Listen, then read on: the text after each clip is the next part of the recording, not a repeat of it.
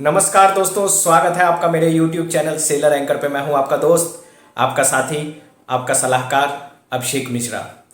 दोस्तों, जैसा कि कल लास्ट 12 तारीख है, 12 ऑफ सितंबर, तो कल लास्ट दिन है IMU-CET नॉर्मलाइजेशन का। जैसा कि हमने पहले की वीडियो में डिस्कस किया था, काफ़ी दिनों से IMU-CET की ये बातें चल रही है, इसका कब एग्ज़ाम होगा, कैसे होगा। कई बंदे कोचिंग करा रहे हैं, कई बंदे इस पर फोकस डाल रहे हैं, कई बोल रहे हैं कि लाओ हम करवा देंगे, हमसे पढ़ो।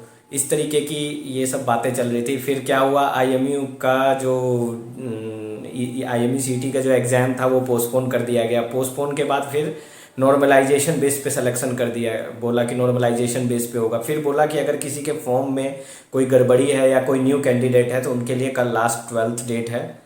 तो ये जस्ट मैं एक रिमाइंडर बता रहा हूँ, ये वीडियो तो दूसरे किसी चीज़ के रिलेटेड के लिए मैंने बनाई है। तो उनके लिए कल लास्ट डेट है 12 सितंबर, तो वो अपने फॉर्म भर दे। अब आइए बात करते हैं हम दोस्तों, अच्छी कंपनी ज्वाइन करने के क्या फ़ायदे होते हैं, और अगर अच्छी कंपनी नहीं मिली तो कैसे अच्छी कंपनी में एंटर किया जाए। ये बातें मैं इस वीडियो में डिस्कस करूँगा। दूसरा कि मान लो आपने किसी छोटे शिप से शुरुआत किया है तो कैसे आप बड़ी कंपनी में जा सकते हैं।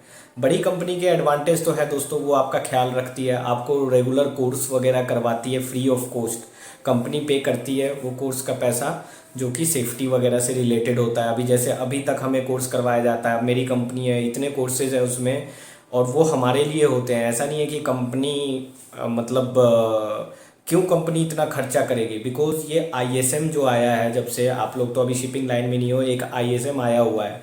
ISM ने क्या कहा है कि कंपनी जो बंदे ट्रेंड करेगी वो मेडिकली फिट होने चाहिए, वेल ट्रेंड होने चाहिए एज पर ISM हिसाब से।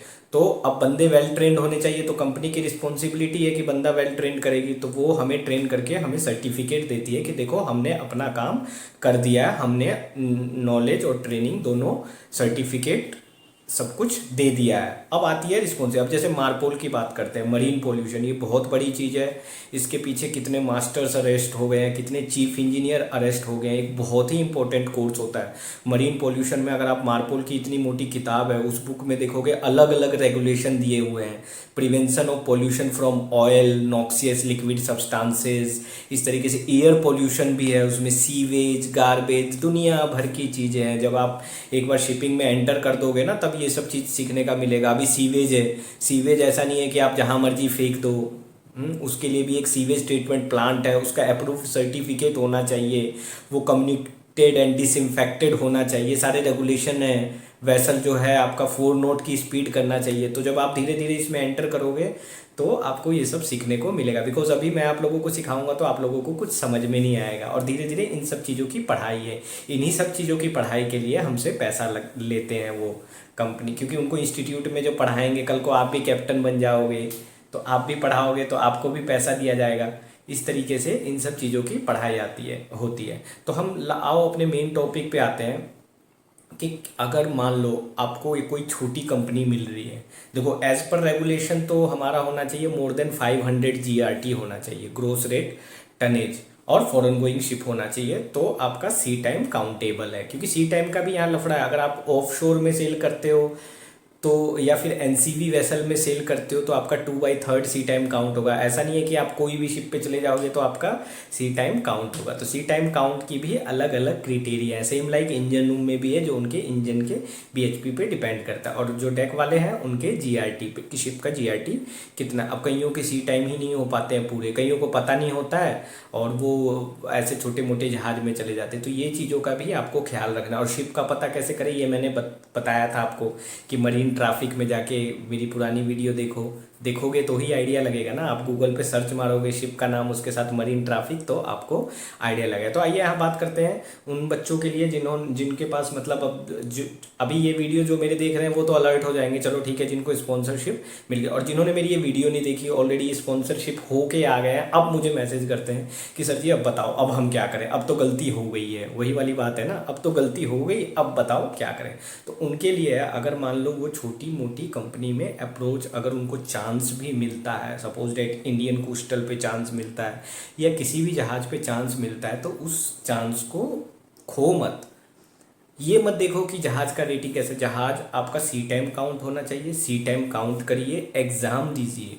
आप अपना सेकेंड मेट एग्ज़ाम क्लियर करिए। सेकेंड मेट एग्ज़ाम क्लियर करने के बाद आपके पास सेकेंड मेट लाइसेंस हो जाएगा, तो आपकी मार्केट वैल्यू ऑटोमेटिकली ऊपर हो जाएगी। जब आपके पास COC आ जाएगी ना, सर्टिफिकेट ऑफ कॉम्पिटेंसी, उसके बाद मार्केट वैल्यू अपने आप ऊपर हो जाएगी। फिर क्या होगा कि चलो ठीक है, लोग आपको डराते हैं कि जॉब नहीं है, सेकंड मेट के बाद भी जॉब की प्रॉब्लम है, लेकिन कोई ना कोई कंपनी तो लेगी, भले ही बड़ी कंपनी ना ले, लेकिन छोटी कंपनियों के पास भी बड़े बड़े जहाज़ होते हैं जो कि कम सैलरी देते हैं। तो आप एक शिप अगर आप उनसे कर लेंगे, जिस शिप का GRT ज़्यादा है, ज़्यादा वाले GRT शिप से कर लेंगे, तो ऑटोमेटिकली जो बड़े GRT के शिप्स हैं उसके बाद मिलने के चांसेस 80% हो जाते हैं। लेकिन अगर आप हाथ पर हाथ धरे बैठेंगे कि कुछ करना ही नहीं है भैया, आराम से बैठे रहो, सब कुछ अपने आप ईमेल से आएगा, सब कुछ अपने आप आएगा, तो ऐसा नहीं है दोस्तों, ऐसा नहीं है। मेहनत करनी पड़ती है। महाभारत जब लिखी गई थी वेद व्यास ने, तो लिखने का काम किसको दिया था बताओ कोई? मैं बताता हूँ, गणेश भगवान को दिया था। और गणेश भगवान ने कहा था मैं लिखता रहूँगा, लिखता रहूँगा, लिखता रहूँगा। उन गणेश भगवान से हमें ये चीज़ सीखने को मिलती है। और वो लिखते रहे, लिखते रहे, लिखते लिखते उनका कलम टूट गया। लिखते लिखते उनका जो कलम है, पेन है, वो टूट गया। उन्होंने क्या किया, अपना दांत तोड़ के फिर लिखने लगे, इसलिए उनको एक दंत कहा जाता है। तो दोस्तों, इस गणेश भगवान जी से हमें ये सीखने को मिलता है कि उन्होंने हिम्मत नहीं हारी, और वो उनको जो काम दिया गया था वो लिखते रहे। आप लोग बहाना ढूंढते हो, सर मेरे पास पैसा नहीं है, सर मैं बहुत गरीब हूँ, सर मेरी फैमिली कंडीशन ऐसी नहीं है। इसका भी मैं एग्जाम्पल देता हूँ, और गणेश भगवान से ही देता हूँ। आप सब ने गणेश भगवान की वो कभी वो स्टोरीज देखी है, जब एक बार कंपटीशन हुआ गणेश और कार्तिक में, पूरी सृष्टि के चक्कर कौन लगाएगा। गणेश भगवान जानते थे कि उनके पास चूहा है, वो हार जाएंगे, फिर भी उन्होंने वो उस कंपटीशन में एंटर हुए। इसी तरीके से अगर आपके पास ये सब साधन नहीं है, फिर भी आप घुसो, फॉर्म भरो, एंटर हुए, और वो चूहों से उन्होंने अपने माता पिता के चक्कर काटे, और उन्होंने बोला मैं जीत गया, मैं जीत गया, क्योंकि मेरी दुनिया ये माता पिता। यहाँ से देखो दो चीज़ सीखने को मिलती है। एक तो मेरी दुनिया माता पिता है, पहली चीज़ ये माता पिता के रिस्पेक्ट में हमेशा आपको रिस्पेक्ट करनी चाहिए, जिन्होंने आपको पाल पोस के इतना बड़ा किया। दूसरी चीज़ हमें सीखने को मिलती है कि जो उन्होंने कोई बहाना नहीं मारा, उन्होंने कोई ये नहीं कहा कि मेरे पास ये नहीं है, मेरे पास वो नहीं है।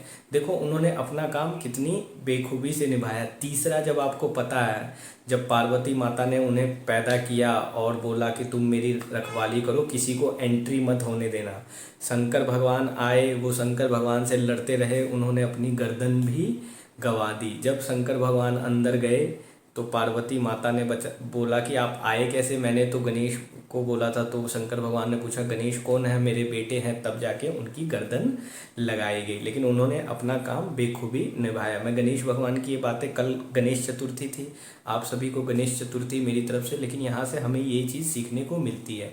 इसी तरीके से अगर आपको कोई मान लो छोटा शिप भी मिल रहा है, कोई कम GRT का भी मिल रहा है, बस आपका वो कंप्लायंस होना चाहिए, जो कंप्लायंस होना चाहिए, वो GRT के शिप से भी आप अपना सी टाइम कंप्लीट करके फिर बड़े शिप्स पे भी जा सकते हो। मेन है कि आपको हिम्मत नहीं हारनी है, आपको हौसला नहीं खोना है, अगर आपको शिपिंग लाइन में आना है तो।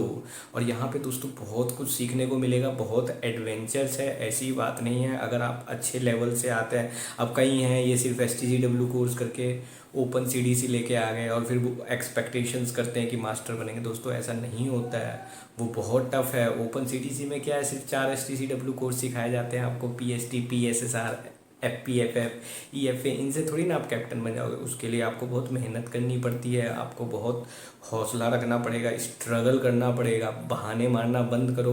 मैंने एक वीडियो बनाई थी, अगर आपके पास पैसा नहीं है तो लोन ले लो, 100% फाइनेंस करा के ट्रेनिंग करो, बट थ्रू स्पॉन्सरशिप जाओ, थ्रू कंपनी के थ्रू जाओ। ऐसा नहीं है कि आपको बोल दिया गया आप कैसे भी जाके एडमिशन ले लिए, बाद में फिर जॉब की वही दिक्कत। देखो अगर जिन्होंने अभी ज्वाइन नहीं किया है, ज्वाइन करना है, अगर वो स्पॉन्सरशिप के थ्रू ज्वाइन करते हैं तो उनके पास काफ़ी अपॉर्चुनिटीज़ है, काफ़ी ऑप्शंस है, बट विदाउट स्पॉन्सरशिप वही जाते हो तो दोस्तों दिक्कत आ सकती है, आपको प्रॉब्लम हो सकती है। ठीक है, और घबराने की ज़रूरत नहीं है यार, घबराने की किसी को जो कंप्यूटर को हमने बनाया है, ना कि कंप्यूटर ने हम शिप को हमने बनाया है। शिप को हमने बनाया है, ना कि शिप ने हमें बनाया है। या दुनिया में कोई भी चीज़ है वो इंसान के द्वारा बनाई गई हुई है। ये भगवान ने इसीलिए मनुष्य को दिमाग दिया, मनुष्य को दिमाग देने के पीछे ये रीज़न था। दूसरे की बात मत सुनो, अवॉइड स्पैम मैसेजेस।